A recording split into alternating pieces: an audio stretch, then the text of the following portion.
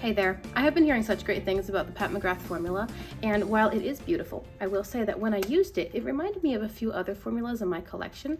So as I decide whether or not I want to keep this palette, because of the sheer excellence of quality, I'm going to be doing direct swatch by swatch comparison to some other shadows in my collection and seeing how close I can get with what I already have.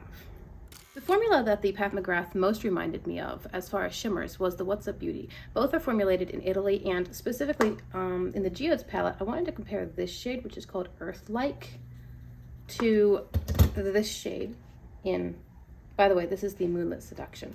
I think the very first time I mentioned that I had this palette, I called it Mothership X Moonlit Seduction, like, you know, collaboration. It's Mothership 10 Moonlit Seduction. Anyway, here is Earth-like and here is Pat McGrath. So I think that they're similar in color, really similar in color actually, but I definitely see a lot more shine in the Pat McGrath side of things. So as far as color payoff, yes, but as far as shine and reflect, Pat McGrath wins. I did pull out the What's Up Beauty Dragon Eye palette. There's not necessarily a color in here that directly seems to compare to something in Mothership, but I'm gonna swatch, I think just, well, because these two are both too purple. While I have the swatch on my hand, I'll swatch Magic here, and I'll put it on this side. So this is from the Dragon Eye palette. You can see it's a lot more purple than the Pat McGrath swatch, and Earth-like as well. More purple, less brown. Similar shine, I think. Definitely more shine than the Geodes palette. Now, I don't know about formula. Geodes is older than Dragon Eye. Maybe they've updated further since this. I'm not sure. Just out of curiosity, I'm going to swatch these two here, Fly and Fire. Now, I'm not necessarily comparing the color in these. Wipe my hand.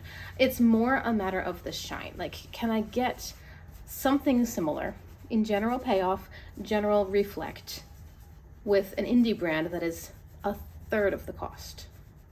So these are both from the Dragon Eye palette. Aren't they so pretty? And I think that I'm going to compare them to this shade here in Pat McGrath. And why not? Just for kicks, let's go with this one too. No. Well, and this one. So 1, 2, 3. So the first two are Dragon Eye. The other three are Pat McGrath, and of the three, only this final one, this goldy one, looks even remotely interesting. The other two are pretty, they're pretty. It's not that they're not pretty. I think that this brownie one is the least interesting in the center, but as far as shine, only the third one is giving me anything, and both of the Dragon Eye swatches are more impressive and, quite frankly, more interesting. I'm gonna have a really sparkly hand by the time this is done. I've got the Hela palette from Oden's Eye. I was thinking this one right here called River. This one also made me think a little bit of that multi-chrome, although much more purple. So I'm swatching it with that first one from Pat McGrath, which has more brown in it. Yeah. River from Oden's Eye Hela and Pat McGrath. So the undertones are different, certainly not the same color, but I think, again, as far as reflect, they're pretty comparable. Now, to touch, the Pat McGrath has been a little bit more creamy than I think each of these shades. I think so for all of the non-PMG shades have been a tiny bit more on the grainy or textured side. It's nothing that bothers me. It's not so much that I really notice, except when I'm comparing to something that is a little more creamy. But as far as finish, final payoff, I mean, you can see what we're working with. I pulled out a couple of Adept palettes. This is the Unity palette, and this made me feel more, or think more of the Pat McGrath because it's kind of pink based. As far as the shimmers, I'm going to swatch these two. Serenade and Balanced Bond. And then I'm going to swatch, let's see, Serenade, Balanced Bond, and back into Pat McGrath. I'm going to grab, again, I think these two. Although this Goldie one does feel a bit grittier. Not Serenade.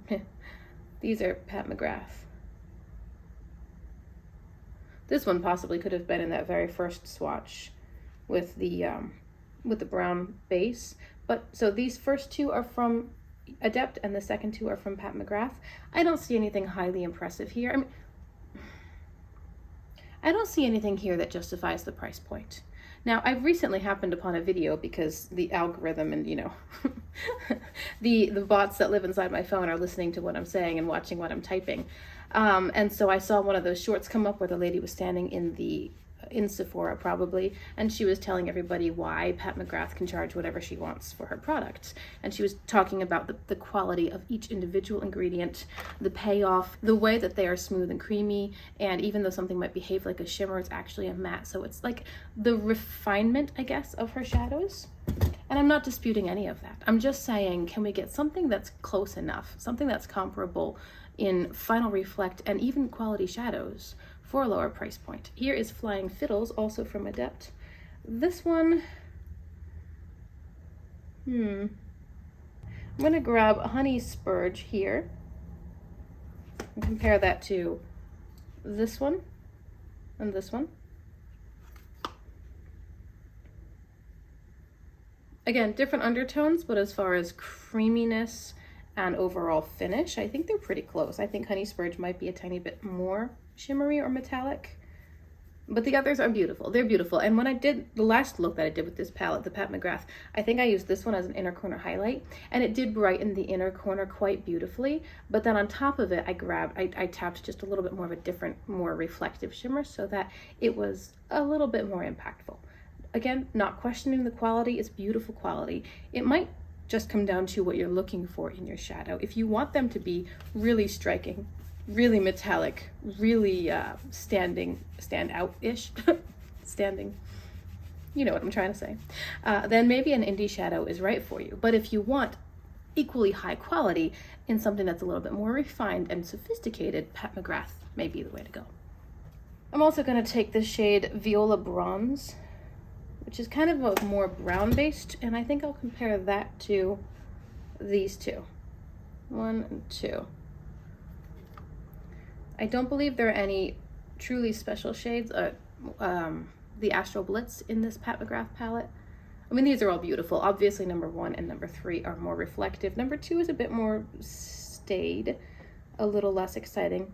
So pretty. I think that as far as texture, all 3 of these performed the same. You know, they were all creamy. They were all, this is a one swipe swatch, all impactful. I didn't have to build anything up, and they all give you beautiful color. Again, we're not comparing exact colors here. I'm just going for general and finish. But these are nice. And this is Flying Fiddles from Adept. I pulled out a couple of Ensley Rain palettes because I think that as far as formula, they are possibly the closest in that more emollient texture to that really exciting shade in the Pat McGrath palette. I'm going to take, this is the Wolf Moon palette. I'm going to grab Nightfall, even though I don't think it's that close. The tricky part with Ensley Rain is that all their shimmers are shifty, which is not a problem. I'm just saying it's a little tricky when you're trying to find like a color match. And this is Majestic Moon. And I'm going to compare Nightfall to this one, which feels, now this feels more grainy than Ensley Rain. And I can see they're quite different, but just for the sake of today's video. So this is Ensley Rain, and this is Pat McGrath. Comparable formulas, I think. Definitely comparable shine. Do you see that? Again, we're not going for exact color. Bear with me here. I think you know what I'm trying to get at. Super, super high shine. The Pat McGrath felt more grainy in the pan, and it has a little bit more flakiness to it. And now this silver shade from Ensley Rain. It's like a silver, that's so pretty. It's like a silvery pink. I was going to compare that to these two here. So let me wipe off my fingers. Number 1, number 2. 1 and 2. Okay, so now of the set, the third one here is Ensley Rain, and then you've got 2 Pat McGrath shades. The third of the Pat McGrath shades is this one on the end. It's kind of like a topper shade, but it's more dry. It doesn't seem to give you as much payout and I don't think it's as impressive as a lot of other topper shades. Now again, it's a matter of what you want, you know? If you are somebody who just doesn't want very striking eyeshadow, you simply want very high quality and for it to be evident, you know? Like if you're wearing Sydney Grace, the look is always gonna look classy. It's always gonna be just beautiful quality eyeshadow that sort of just blends in effortlessly. If that's what you're going for, then I'm not saying that Pat McGrath is a bad option for you. But I do think, especially among my Ensley Rain palettes, they have incredible quality in the shimmers, not just the shimmers, but in the mattes too. It's just amazing. Finally, I pulled out Cold Moon from Ensley Rain. This one's tricky with all the shifts. Do you see? We do have 2 more silver shades here, so I'm going to compare them to the silvery tones in Pat McGrath. So we'll start there. This is Kali Kansaros, and this is Wolf Moon. I'd forgotten there was a shade called Wolf Moon in the non-Wolf Moon palette. So here we go with Ensley Rain, and I'm going to compare to this, I guess these two again, even though this one I wouldn't even qualify as a silver, and that is the one that feels like it's more dry and grainy, and it is that topper shade, which